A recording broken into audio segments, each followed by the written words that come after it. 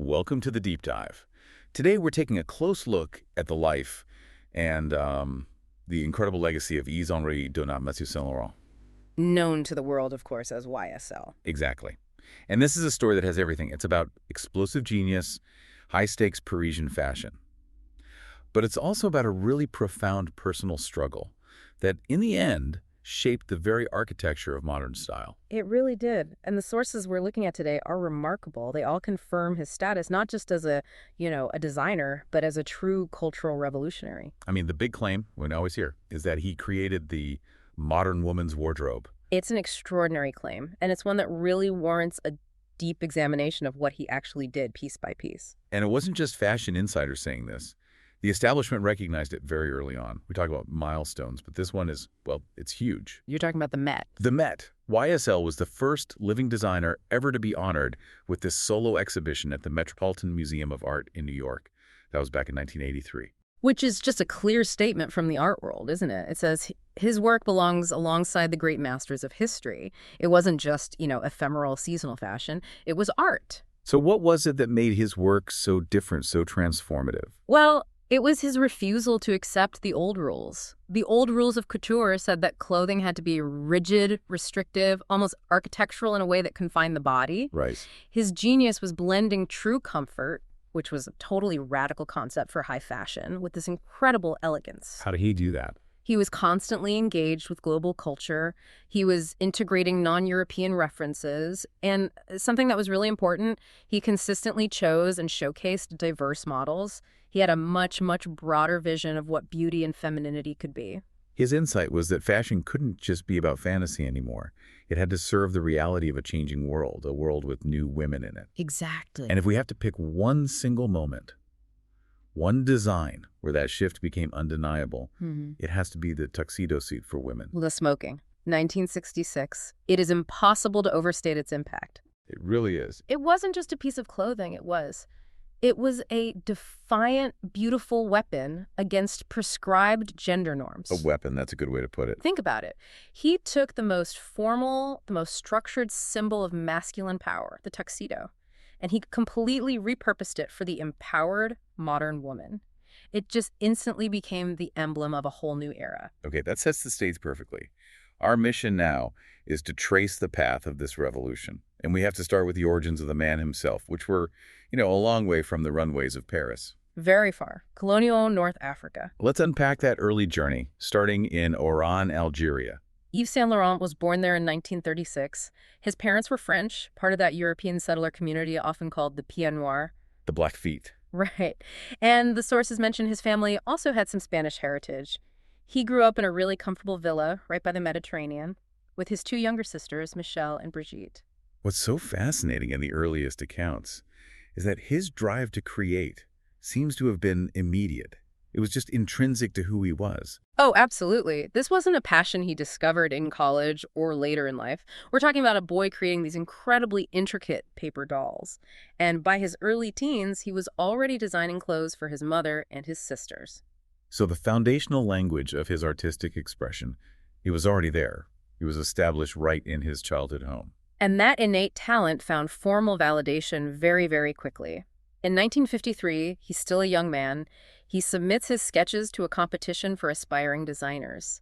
It was sponsored by the International Wool Secretariat, the IWS. And he won. He won first place. And that victory earned him a crucial invitation to Paris. Once he gets to Paris, he's immediately recognized by the gatekeepers of the fashion world. The editor-in-chief of French Vogue at the time, Michel de Brunhoff, saw YSL's raw talent. He was the one who encouraged him to pursue design professionally. Paris wasn't just an education for him, it was basically a stage that was already set for his explosive entrance. And he enrolled in the Chambre syndicale de la haute couture. And, maybe unsurprisingly, he graduated at the top of his class. He even entered that IWS competition again and won a second time. And this is where we see the historical significance, right? Because in winning, he beat two other notable names. He did. He famously surpassed both his friend Fernando Sanchez and a contemporary, a young German designer named Karl Lagerfeld. It's amazing. It's already foreshadowing these complex professional relationships that would define the rest of his life. It's clear he possessed this acknowledged, almost intuitive genius. Mhm. And that led him directly into the highest possible arena, the House of Dior. And de Bruynhoff was the one who made that happen. Yes, he brokered this incredible opportunity. The story is that he saw YSL's sketches, and he was just stunned by how closely they resembled Christian Dior's own unreleased concepts. Yeah. He was convinced that YSL had this deep, almost subconscious understanding of couture, so he sent him straight to Dior. And the master designer, he was equally impressed. He hired him instantly. That was June 1955. It's the opportunity of a lifetime. Yeah. But the source material reminds us that he starts, as is the tradition in these immense fashion houses, on very mundane tasks. Of course. You have to pay your dues. He spent his first year decorating the studio, designing accessories, things like that. It wasn't until 1956 that his own sketches began to be integrated into the main couture collections. But even then, even within the confines of Dior's structure, you can see his future themes starting to emerge. Oh, you can. You look at the smock tops and the safari jackets that appeared in Dior's 1957 Libre line. They were the nascent forms of the utilitarian, comfortable elegance that would later define his own independent house. He was planting the seeds of his own revolution while still under Dior's mentorship. Absolutely. And YSL himself confirmed how deep that learning was. He said very simply, Dior taught me the basis of my art. And then comes this moment of just devastating transition. In August 1957, Christian Dior actually tells YSL's mother that he sees her son as his successor. And just 2 months later, in October, Christian Dior dies, suddenly. A massive heart attack. He was only 52. Imagine the pressure. At 21 years old, Saint Laurent is abruptly elevated. He's now the head designer for the world's most influential, most profitable fashion house. It's an almost unfathomable degree of responsibility to thrust upon a young man who was, by all accounts, already incredibly sensitive. So his debut collection, it had to be perfect, not just creatively, but financially. The house depended on it. And it was. His spring 1958 collection, the Trapeze line, was based on Dior's earlier 1955 A-line, but YSL transformed the silhouette. Could you break that down? What was the technical difference? Well, Dior's A-line was narrow at the shoulder, and then it flared out moderately at the hem, forming a very defined A-shape. It was still quite structured. Okay. YSL's trapeze line, however, it created a much softer, more flowing silhouette. It began closer to the bust and just hung away from the body. It offered this liberation of movement that the A-line didn't. It was a subtle but really profound change. And the result was? An immense critical and commercial success. The sources stated pretty unequivocally. The trapeze collection almost certainly saved the enterprise from financial ruin. The headlines were enormous. Saint Laurent has saved France. I mean, can you imagine? He was catapulted to this undeniable international fame overnight. But the relentless cycle of couture, combined with the expectations that were set by that first triumph, it proved incredibly difficult to maintain. His subsequent Dior collections faced intense scrutiny. The hobble skirts of fall 1959, which narrowed sharply at the knee, they were seen as retrogressive, as restricting. A step backwards. Exactly. And then the beatnik fashions of fall 1960. This was a really dramatic, dark look, black leather, exaggerated silhouettes. And crest. The press savaged it. They thought it was too extreme, too far from the Dior elegance they expected. And right as he's facing this professional criticism, the hammer of personal crisis falls. In 1960, at the height of the Algerian War, a conflict that was intensely personal for a pied noir like YSL, he was conscripted into the French army. He lasted only 20 days in basic training. Just 20 days. The stress, the shock of that transition from the couture world and the hazing he was subjected to in that military environment, it was just too much for his delicate health. It led to his immediate admission to a military hospital. And while he's in this state of distress, hospitalized and totally vulnerable, he gets the news. The crushing news that he had been fired from Dior. The house, eager to get back to stability, had replaced him with Marc Bohan. So this professional rejection, layered on top of the extreme mental strain of conscription and the hazing, it triggered a complete breakdown. The sources really underline this. This moment, the military and professional crisis of 1960, is the absolute pivot point for understanding the man. It really is. He was transferred to the Val-de-Grâce military hospital, and the treatment he received there was, well, by today's standards, it was deeply concerning and, frankly, brutal. It's essential here that we acknowledge the severity of the institutional trauma that was inflicted on him during this period. We have to handle this with sympathy. Absolutely. The documentation is clear. He was administered extremely large doses of sedatives and psychoactive drugs. And even more distressing, He was subjected to electroshock therapy. These were not gentle treatments. They were punitive and deeply invasive. And this experience just devastated him.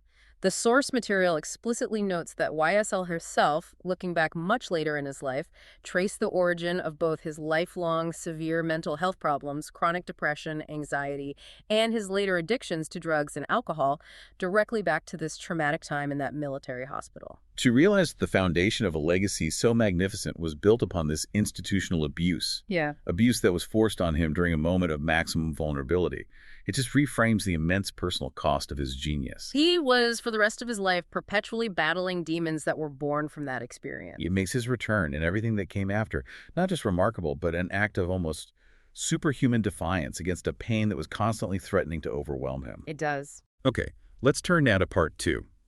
The founding of the YSL House and the truly revolutionary 1960s, where he somehow transformed that trauma into groundbreaking, lasting art. So, after he was released from the hospital in November 1960, his first move was a decisive one. He took legal action. He sued Dior. He successfully sued the House of Dior for breach of contract, and he secured a substantial settlement which gave him the financial capital he needed to launch his own venture. And then, in 1961, the foundation of the house is cemented. This is the critical partnership between YSL and the industrialist Pierre Bergé. Exactly. Together, they co-founded his eponymous house, Yves Saint Laurent, YSL. The backing came from an American millionaire, J. Mac Robinson, and others, so there was immediate confidence in his vision, even after the recent setbacks. And what's really crucial here, and the sources emphasize this, is the immediate fierce loyalty he inspired. Many of his most skilled artisans and staff from Dior immediately left to join him at the new house. That's a huge vote of confidence.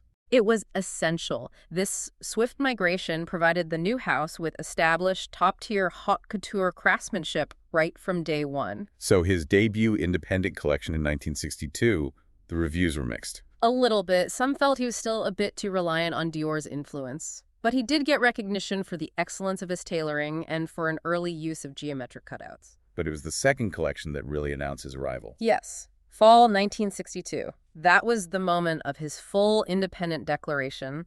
It was celebrated as his strongest work since the trapeze line at Dior. He fully embraced the spirit of the Parisian left bank. What did that look like? It was things like Indian-inspired evening wear, these incredibly sophisticated versions of utilitarian pea coats, and the fisherman's smock. This collection confirmed his position as a master in his own right. The 1960s were really where he solidified his role as a lightning rod for cultural change. He was so intensely aware of international youth culture. Everything, from the mod looks on London's King's Road to the burgeoning hippie movement coming out of the U.S., he saw it all. He became the ultimate interpreter. That's a great way to put it. He didn't invent the youth trends, but he translated them into high fashion. He made them luxurious, desirable, and attainable for a wealthy international clientele. So we see that translated into the beatnik look in 1962. And through his collaboration with the shoe designer Roger Vivier, you get those dramatic thigh-high boots in 1963 and then platform shoes in 1967. And he took utilitarian clothing, the pea coat, the smock, and he elevated them into timeless classics. The safari jacket from 1967 is the perfect example. It is. It was originally created as a striking one-off for a Vogue photo essay, but it just immediately became synonymous with this kind of sophisticated adventure. His deep connection to the fine arts also produced one of his most recognized lines. The 1965 Mondrian collection, those stark, color-blocked shift dresses. It felt like his artistic response to what was happening elsewhere in fashion. It was. It was a kind of engagement with the architectural, almost space-age designs that André Courreges was presenting around the same time. Courreges was all about precision and geometry in the structure of the garment itself. Right. YSL responded by applying the precise geometry of abstract painting, specifically Piet Mondrian's, to a flowing, wearable garment. He turned fashion into portable high art.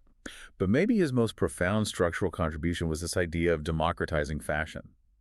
He was the first French couturier to fully commit to launching a full-scale, parallel pret-à-porter line. ready to wear. This was a genuine revolution against the elitism of haute couture. I mean, other houses like Balenciaga were quietly thinking about similar strategies, but YSL was the first to announce and launch a completely separate line designed to be more accessible, more affordable, and available to a much wider market. And to do that, you need a retail presence. Of course. The first Rive Gauche store, dedicated entirely to this accessible ready-to-wear, opened in Paris in September 1966. And the anecdote about his first customer. Actress Catherine Deneuve. It just underlines how instantly his brand became interwoven with the new, sophisticated yet modern French cultural elite. And that collaboration with Deneuve would go on to define cinematic style for decades. She was the ideal representation of the liberated, elegant woman he was designing for. You see it so clearly in films like Belle de Jour. Absolutely. She was the perfect YSL woman. And now, back to Le Smoking. Its introduction in the Fall-Winter 1966 collection. It wasn't just about borrowing from menswear. It was about celebrating the women who were already demanding it. Yes, women like his muses, Niki de Saint-Phal and Danielle Lequet de Saint-Germain, they were already wearing trouser suits. And the design itself was flawless. Pristine. A masculine cut black jacket, a ruffled white shirt, and trousers. And remember, trousers were still highly controversial in many formal settings, even as they were gaining acceptance. And the timing couldn't have been more impactful. It arrived right as the societal ground was shaking. Particularly the 1968 student uprisings in France. The sources note that YSL, seeing the youth on the barricades wearing pants and practical clothing, was profoundly affected by it. He famously said, in response to seeing the students, "They look beautiful. Fashion is not only couture, events are more important." And that perspective led him to base his work more and more on what women were actually wearing on the street, rather than just on these abstract, top-down concepts from a design studio. So his later designs really pushed the acceptance of trousers irreversibly forward. While Courage's made the initial breakthrough in '64, it was YSL's consistent, glamorous, and insistent presentation of pants and suits for women after 1968 that made them truly acceptable, desirable even, in almost all social and professional contexts globally. This shift toward comfort and realism also started to permeate his own personal style. He embraced the relaxed look of the late 60s youth, letting his hair grow longer. And this relaxed aesthetic led directly to his first men's ready-to-wear collection in 1969. And then the ultimate statement of personal style and marketing in 1971. Yes. For the advertising campaign of his men's fragrance, Pour Homme, YSL posed for a striking, very natural-looking nude photograph. It was such a bold, personal statement of freedom and self-possession. It completely blurred the lines between the artist, the art, and the commercial product in a way that remains memorable to this day. It really does. Okay, we transition now into part 3, the 1970s. This was the undisputed reign of YSL, but it was also the years when the trauma of his past really caught up with him, ushering in immense personal struggle and retreat. The sources all confirm this was his peak of global influence. Throughout the 1970s, he was almost universally regarded as the world's most prominent designer.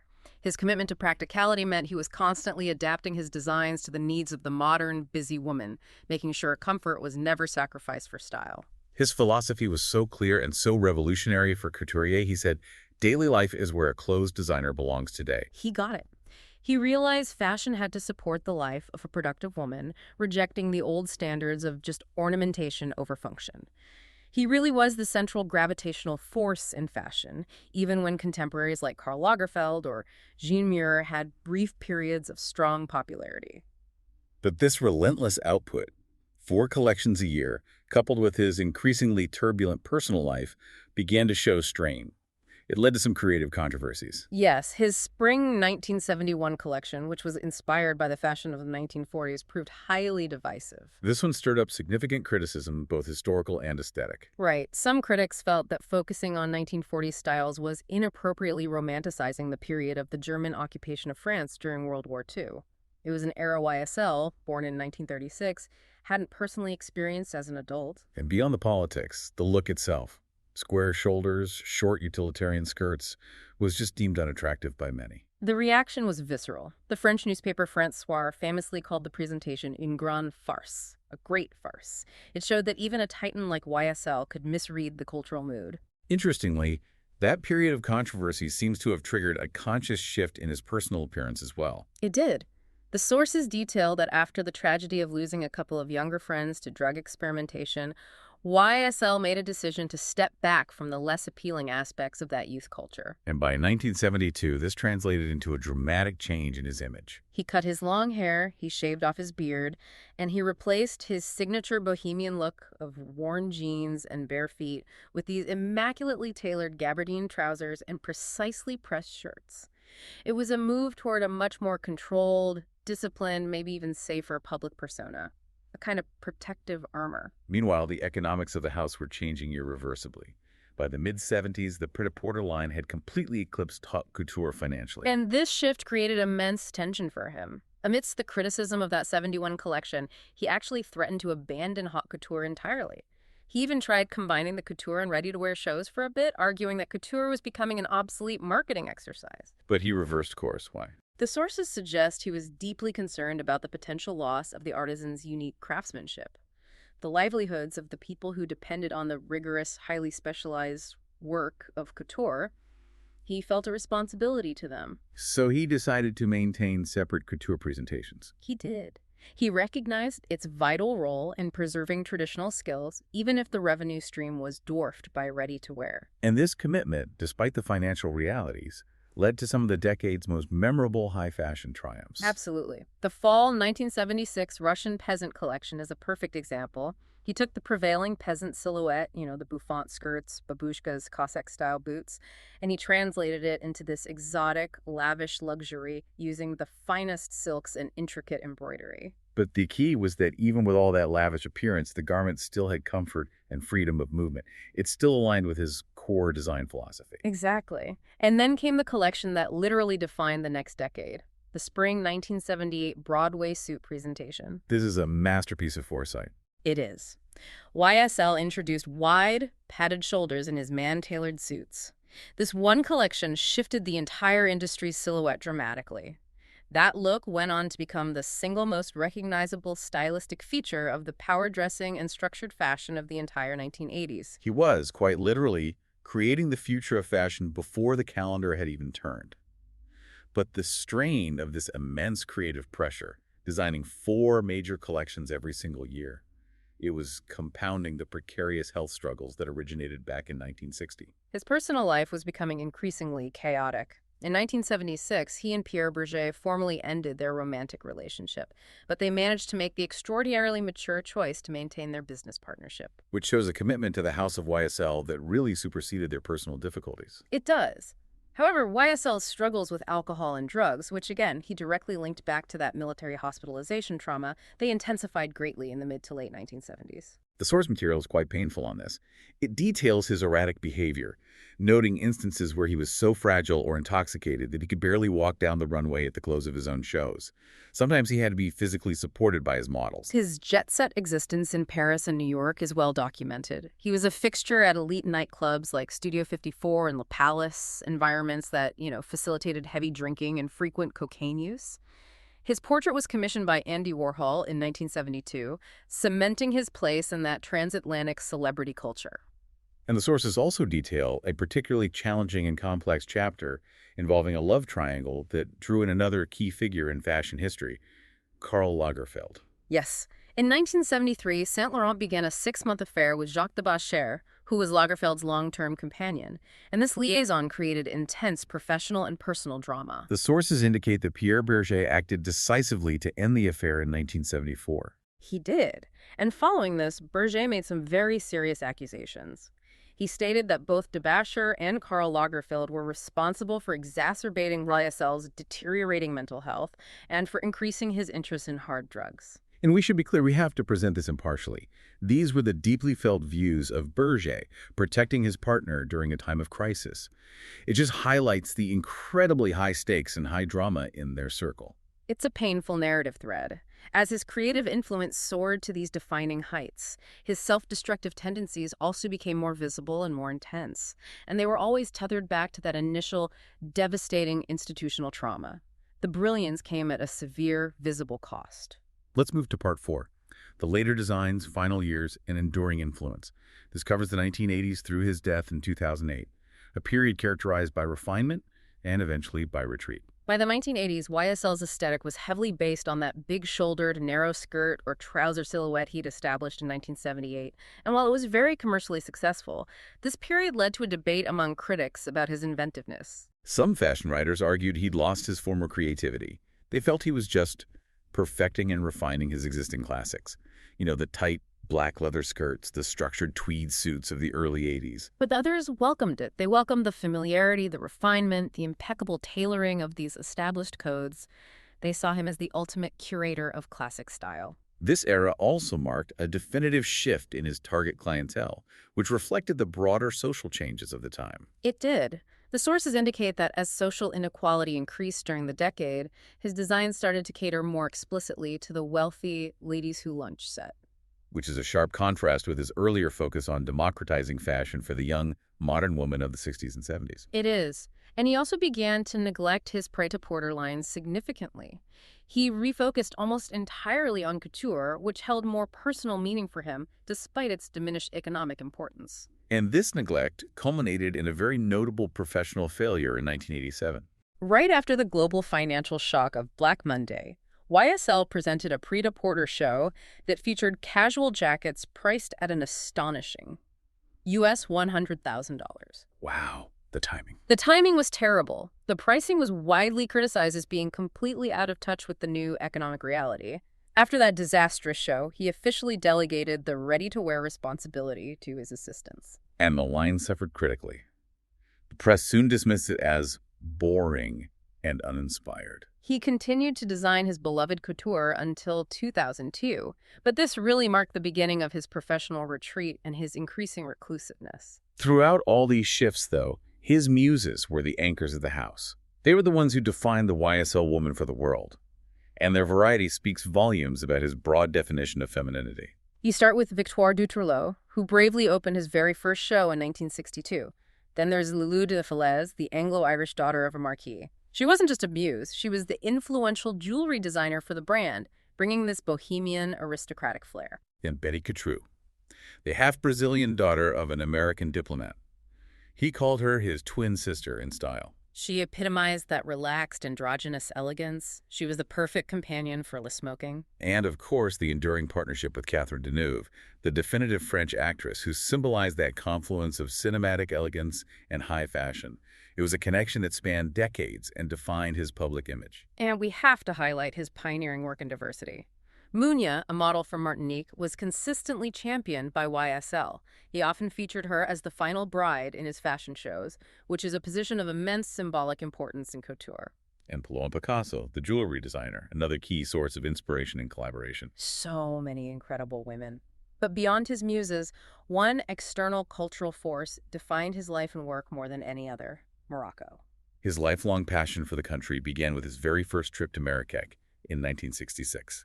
He spoke of it with almost religious reverence. That famous quote really encapsulates it. Everything was black before Marrakech. I learned color from this city. He just embraced its light, its intense, bold color blends, its passionate inventiveness. And this passion translated into real estate. He and Bergé acquired several properties there, the most famous being the Majorelle Garden and Villa Oasis, which they purchased in 1980. And that garden became his ultimate refuge, his creative sanctuary. It was the one place where he seemed to find a consistent sense of peace. His final years were marked by a decline in health. He had brain cancer, and he died in Paris on June 1st, 2008, at the age of 71. In a moment that really speaks volumes about the depth of their commitment, the sources detail that just days before his death, he and Pierre Bergé formalized their lifelong bond. They entered into a pacte civil de solidarité, a PACS, which is the same-sex civil union, recognizing their partnership beyond the professional realm. And here we return to the profound sympathy and care that defined Bergé's protective instinct toward YSL. The sources reveal an extraordinary detail. They do. When YSL was diagnosed as terminal, with only 1 or 2 weeks left to live, Bergé and the doctor mutually agreed not to inform him of his impending death. Why? Bergé firmly believed that YSL, weakened by decades of mental health struggle, would not have been strong enough to accept that knowledge. It's an incredible detail that highlights the shared struggle of their relationship. It shows Bergé's fierce, protective love for a man whose fragility was as much a part of his identity as his genius. His funeral was a major cultural and political event, befitting a national icon. He received a Catholic funeral at Église Saint-Roch in Paris. It was attended by the French president Nicolas Sarkozy, his lifelong muse Catherine Deneuve, and so many other global cultural leaders. And following his cremation, his ashes were scattered in the place that had brought him the most creative joy and peace, the Majorelle Garden in Marrakech. His legacy also generated one of the most significant art sales in history. The 2009 auction of 733 items from his and Bergé's colossal art collection. I mean, it included everything from Picasso paintings to rare Egyptian sculptures. It generated a staggering $342.5 million. And the proceeds, demonstrating Bergé's ongoing commitment to philanthropy, were earmarked for HIV and AIDS research. The sale set massive records, including a world record price for a Matisse painting.